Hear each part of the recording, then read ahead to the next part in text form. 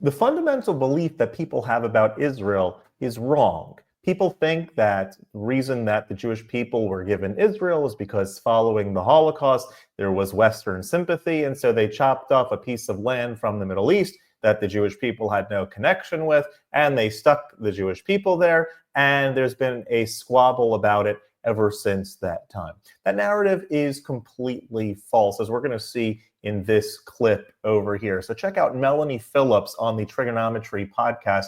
And before we watch that clip, hit that subscribe button. You're going to want to see this. Check this out.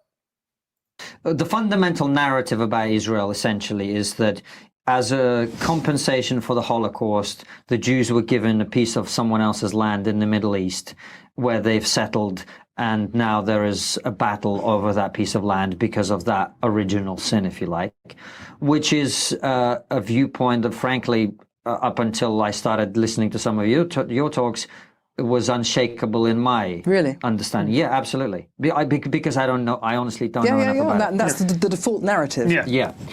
So, in what way is that not the case, Melanie? Every single thing that you just said is untrue. Mm-hmm. Most of your conversations, that'll make him happy. Obviously, it's a big subject, but the idea that the Jews had no connection to the land of Israel until a guilt-ridden West took them out as a remnant of the Holocaust and stuck them into someone else's country is the opposite of the truth. So what is the truth? The Jews are the only people for whom the land of Israel was ever their national kingdom, hundreds and hundreds of years before Islam was even invented and before the Arabs invaded. The Jews were the original nation upon which America and Britain, in a kind of mystical fashion in Britain, modeled themselves.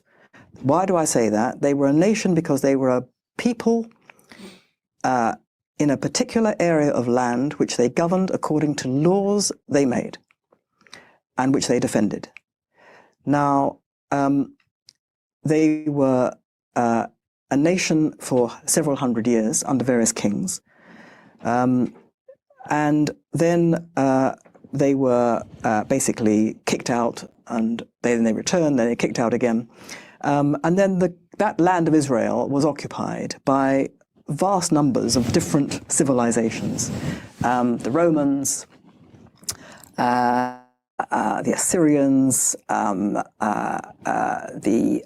Arabs, various sorts of Muslims, Christians, Crusaders, and for a long period the Ottoman Turks, who were Muslim but not Arab.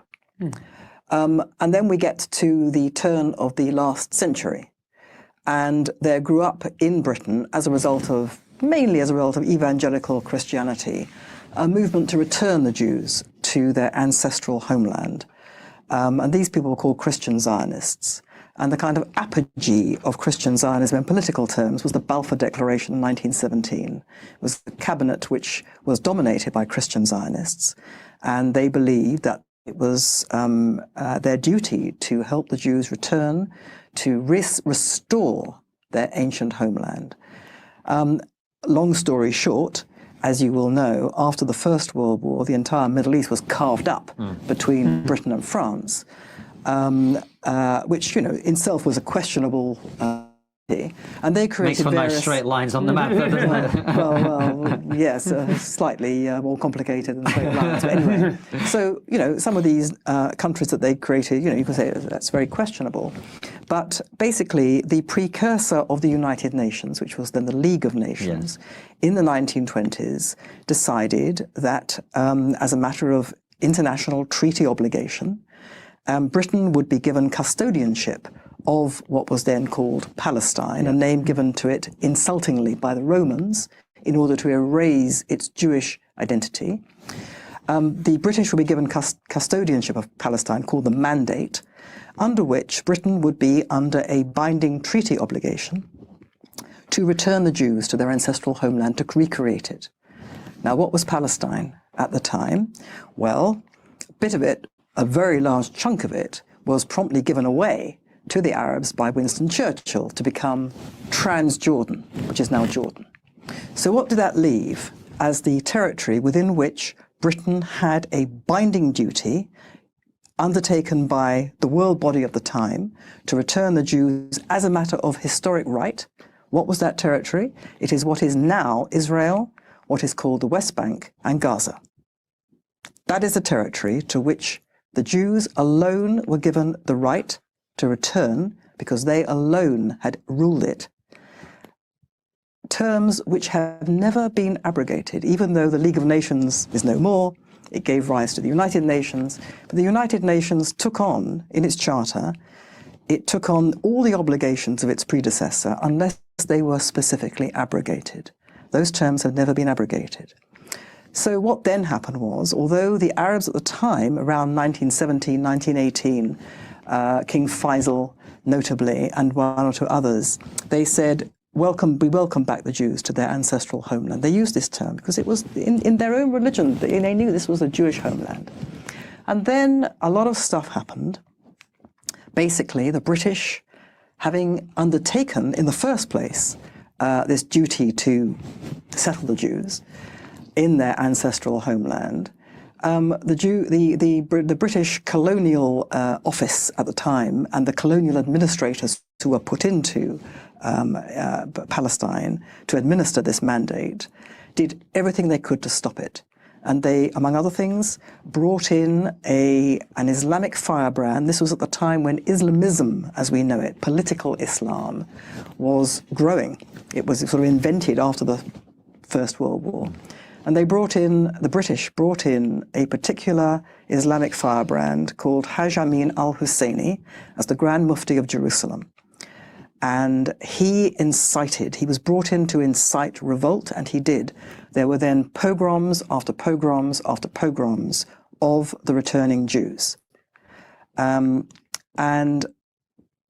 thing then blew up into a sort of three-sided war. Jews and Arabs and British, or basically at various times all fighting each other. Scroll on, the British threw in the towel, gave it over to the United Nations. The United Nations, Britain by this time had reneged on its obligation to settle the Jews in the land. Britain had decided the only way to solve this was to give a portion of this land to the Arabs in order to shut them up and stop them from fighting. And in accordance with that, the British closed the gates of Palestine at the time when the Jews were starting to be exterminated in Europe. That's what happened. And then the United Nations took over, the war finished, the United Nations took over. The United Nations said, just like Britain had said, right, 2 states, 2 solutions, one for Jews, one for the Arabs. And just as with every occasion since then, the Jews said, what? You're going to take this away from us? Fine, fine, give us anything, because we're desperate. And the Arabs said, what? Jews? Here? Never. And they invaded, or they went to war against the Jewish homeland. There was what's called the War of Independence, which amazingly the Jews won against all the odds. Subsequently, there have been, I've forgotten how many, 2, 3, 4 offers of a state of Palestine to the Arabs, which have been made by Israel. At every occasion, the Arabs have refused and have gone to war or have stepped up terrorist activity against Israelis. Melanie, before we go any further into that part of it, I just want to come back to this homeland idea, this idea that many, many centuries ago, if we strip away their identities and we just go many, many moons ago, a certain group of people had a kingdom in this area. And after that, there have been 10 civilizations or 15 civilizations that have come and lived in this land. And now, for some reason, it's kind of like isn't it a bit like me going, well, I grew up in this flat in Moscow, and now I want to be resettled there. Yeah. And all the neighbors have agreed to kick out that guy who lives there now and put me in that flat instead. Is it not a bit like that? Well, no, it's not like that. First of all, the Jews never left the land. They were always coming back to it, even under occupation. There was always a Jewish presence in the land, and from the mid-19th century onwards, there was a Jewish majority in Jerusalem. That's the first thing. The second thing was that the land at the time of the mandate was very sparsely populated. The people who were there were mainly nomadic Arabs, but they didn't have an identity. They considered themselves to be part of Syria, which was created, or Bedouin. There was no such thing as Palestinians. Palestinians were the Jews. But there were people who lived there. There were people who lived there, yes. Right. And then because the Jews started coming back, Arabs and others started pouring in from neighboring Arab lands. And the British then let them come in, even though they were, many of them, illegal immigrants. But they let them come in because they wanted to stop the land. So it's not a question of kicking people out. It's not a question of, you know, people who had some sort of mystical attachment to some country. You're talking about the Jewish people who have been persecuted in virtually every country in which they've settled. No country ever wanted them, apart from India and China, which have never had a problem with their Jewish populations. But in Europe, no way. Nobody wanted them. And it was in respect of that, as well as the fact that they were the original nation and have always wanted to go back, that they were considered to have the right to go back. So is this kind of perpetual persecution what I'm just trying to get this logically clear, perpetual persecution of Jews in Europe. Yes. Is that what uniquely in the history of humanity gives Jews the right to resettle a land in which they didn't have that much of a presence? No, it was their centuries? country. But a long time ago. Oh, okay. So why do people think that, if they think that it was the Palestinians' country a long time ago, that means that they should have it? But they were living there in the 19th century. But they weren't. There was no such thing as the Palestinians. There was no such thing as the Palestinian people. There was no Palestinian people until it was invented in the mid-1960s. Well, there was these nomadic Arabs who lived there. Yeah, but they didn't want a country of their own. The Jews were a nation. They had a country of their own. And it was taken away from them, and then they were persecuted around the world. And so it seemed only decent and fair that they should have it back. And a lot of people at the time thought that was absolutely fine. But there was a resistance whipped up, which was basically a religious resistance, in my view, and remains basically a religious resistance.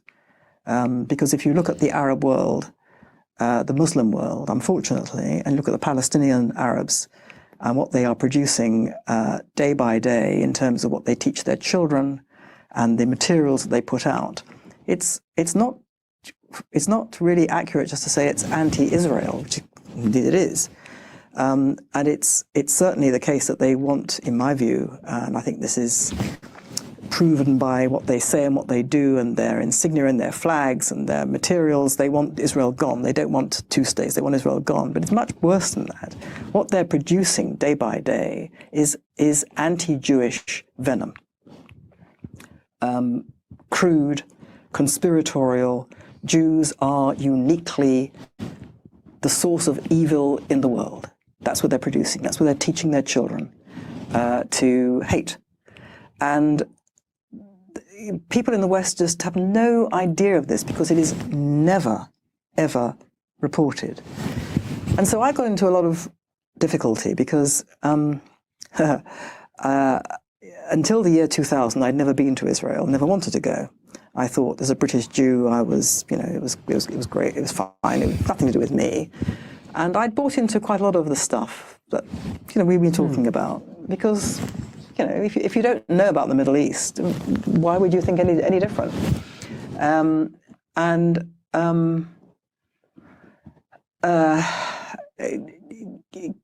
1982, when I was at the Guardian, I was brought up very sharply against the fact that, as a British Jew, I spoke, as a matter of fairness, about why there seemed to be a double standard in the reporting of Israel at that time, as opposed to reporting of Syria.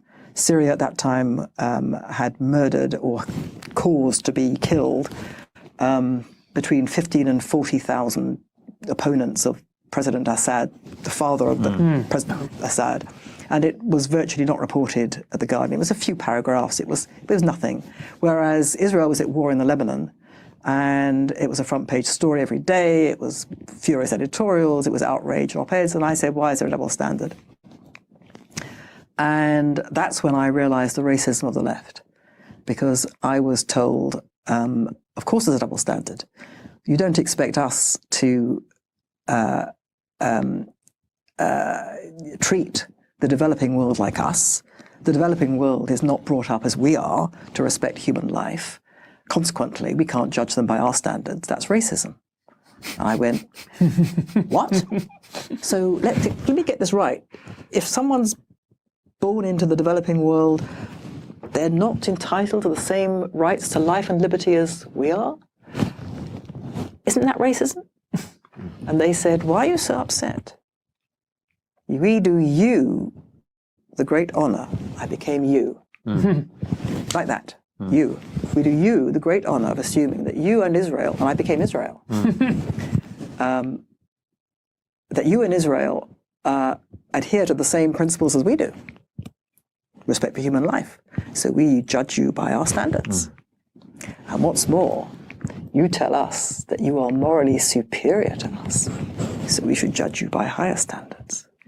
And that's when I realized the anti-Semitism of the left and the racism of the left. And that's when I first realized that my naive belief that we were all marching to the same tune, behind the same banner of decency, was not the case. They were on the other side. And then I didn't do any more stuff about any of that for a long time. And then in the year 2000, when the Intifada started, Second Intifada as it was called, something very similar happened. Israelis are being blown to bits in pizza parlors and cafes and on buses in Israel. And several thousand were murdered. And from the get-go, in Britain, Israel was totally condemned for taking condign action to stop it. And as a matter of justice and fairness, I said, what is this? Why are you behaving like this? And everybody went, oh, she's a Jew. She's not properly British. And that was when I realized, as a British Jew, you could not support the Jewish people as a people. Not allowed. And that's when I realized something was very, very badly wrong with Britain's attitude to Jews, not just to Israel, but to Jews. But the two were bound up together. Because Israel was being presented, not least by the BBC, as basically the fount of all evil in the Middle East. It was an aggressive country. It behaved illegally. All of this, in my view, as I came to believe over many years subsequently, all of it was a lie. But that's what everyone was told. And so consequently, if you were a Jew standing up for all this, then of course you were also evil. Of course you were. And this was a shattering, really shattering set of developments for me. And eventually, kind of long story short, or shorter, I came to put all that together with all the other stuff we're talking about. All the other stuff we're talking about, because it's all to do with, as you said, Constantine, truth and lies is basically what it's about. When you pare it all down, people are telling themselves lies about reality. They're living in a world of fantasy, which... So I think it was a very nicely done secular historical rundown of the development of the modern state of Israel, why and how Israel formed in 1948, and what the sort of surrounding history and controversy is, how it's connected. And there's another thing that I think is to be brought out, that in her conversation, she looks at herself as a British person, as a secular person, but that Jewishness, that Jew that she is, can never go away. She may try to hide it. She may not live with it in an outward sort of way. But as soon as she does something that may connect herself with the Jewish community, all of a sudden she is recognized and pointed out in a negative way as a Jew, as someone that is, oh, you can't really be a Brit. You can't really be with us because you're a Jew. You're obviously supporting Israel or X, Y, or Z. And so that's an important point, I think, to remember, that a Jew is a Jew no matter what. And there, as much as a person may try to hide it or think that they're hiding it or whatever, you're always going to be a Jew. For the better and for the worse, whatever that is how you're always going to be seen. It's not something that you can forfeit. When push comes to shove, you dig a little bit, you'll always be the Jew.